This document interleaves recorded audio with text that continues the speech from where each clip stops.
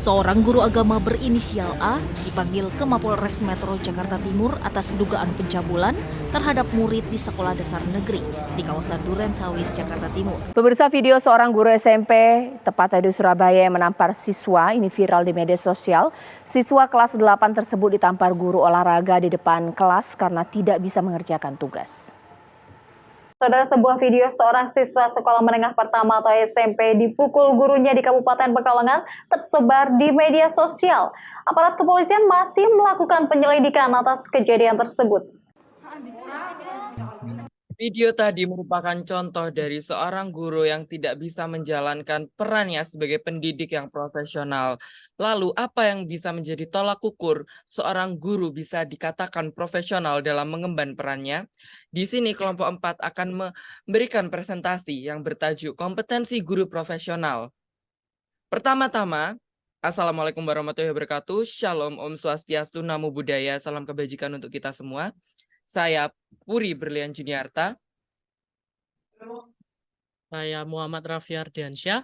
Saya Audi Ainun Prodian Valentino. Saya Muhammad Raihan Martika. Dan saya Muhammad Rizky.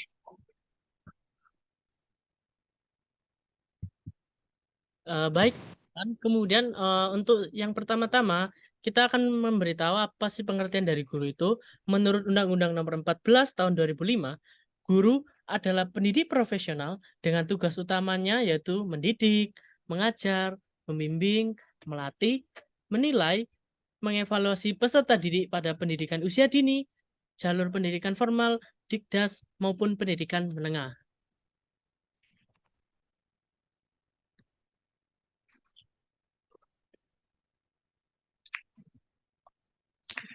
Nah, soalnya ada kompetensi. Jadi apa sih itu kompetensi? Kompetensi itu merupakan sebuah perangkat pengetahuan, keterampilan, dan perilaku yang harus dimiliki, dihayati, dan dikuasai oleh guru dalam menjalankan tugas keprofesionalannya. Jadi kompetensi pendidik menurut PP nomor 19 tahun 2005 meliputi Baik, untuk kompetensi yang pertama yaitu adalah kompetensi kepribadian. Kompetensi kepribadian adalah kemampuan personal seorang guru yang dapat mencerminkan kepribadian seseorang yang dewasa, arif, berwibawa, mantap, stabil, berakhlak mulia, serta dapat menjadi teladan yang baik bagi peserta didik. Kompetensi kepribadian dibagi menjadi beberapa bagian. Meliputi yang pertama, kepribadian yang stabil dan mantap. Seorang guru harus bertindak sesuai dengan norma-norma sosial yang berlaku di masyarakat, bangga menjadi seorang guru, serta konsisten dalam bertindak sesuai dengan norma yang berlaku. Lalu yang kedua adalah kepribadian yang dewasa. Kepribadian yang dewasa adalah seorang guru harus menampilkan sifat mandiri dalam melakukan tindakan sebagai seorang pendidik dan dapat memiliki etos kerja yang tinggi sebagai seorang guru. Yang ketiga adalah kepribadian yang arif.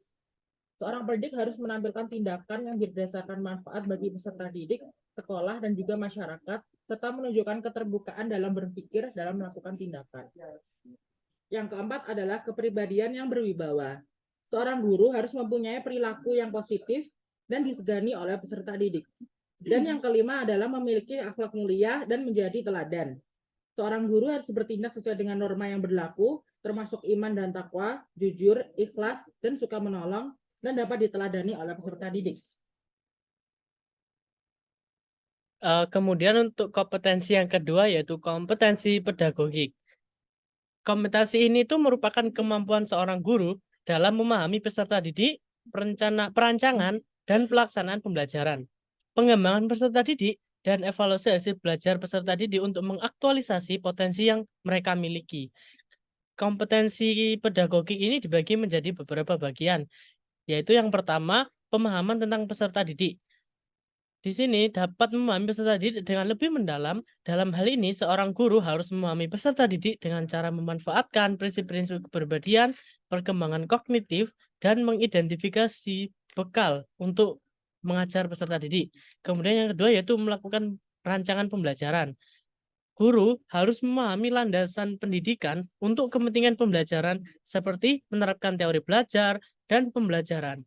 Memahami landasan pendidikan, menentukan strategi pembelajaran didasarkan dari karakteristik peserta didik, materi ajar, kompetensi yang ingin dicapai, serta menyusun rancangan pembelajaran. Kemudian yang ketiga, yaitu melaksanakan pembelajaran.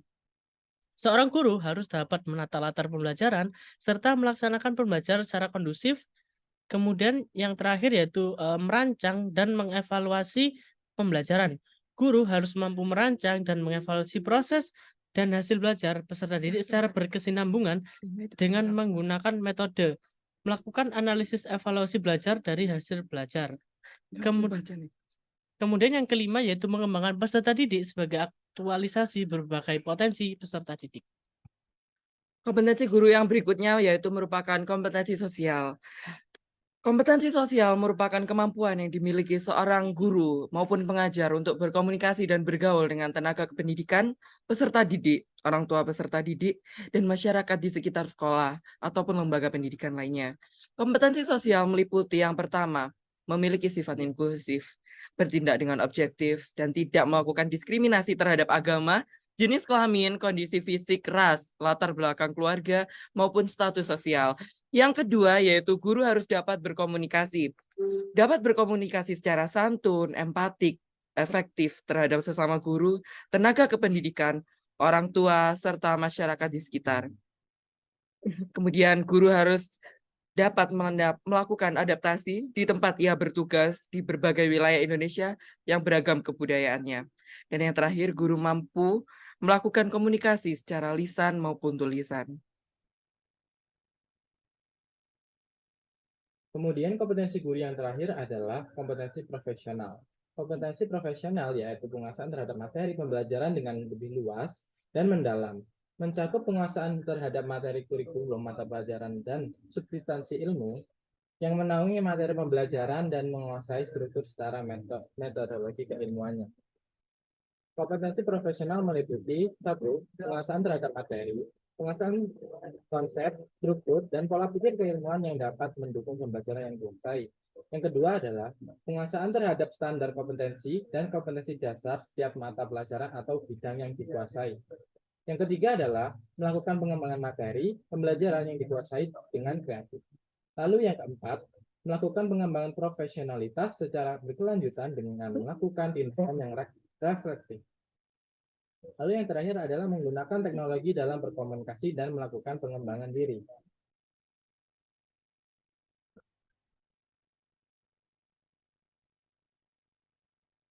Masih di mute. Lalu selanjutnya ada guru yang profesional, bisa dipengaruhi oleh beberapa pengaruh, yaitu yang pertama ada jenjang pendidikan. Jadi semakin tingginya jenjang pendidikan yang ditempuh oleh seorang guru, maka semakin profesional juga pengaruh ajaran yang dilakukan oleh guru tersebut. Yang kedua ada pelatihan dan program penyetaraan serta berbagai penataran yang diikuti. Yang ketiga, membangun hubungan kesejawatan yang baik dan luas. Yang keempat, ada mengembangkan etos kerja. Dan yang terakhir ada mengadopsi inovasi, yaitu merupakan sebuah inovasi guru untuk memotivasi para murid-muridnya dalam mengajar, untuk memotivasi anak-anak muridnya agar bisa menjadi lebih baik ke depannya.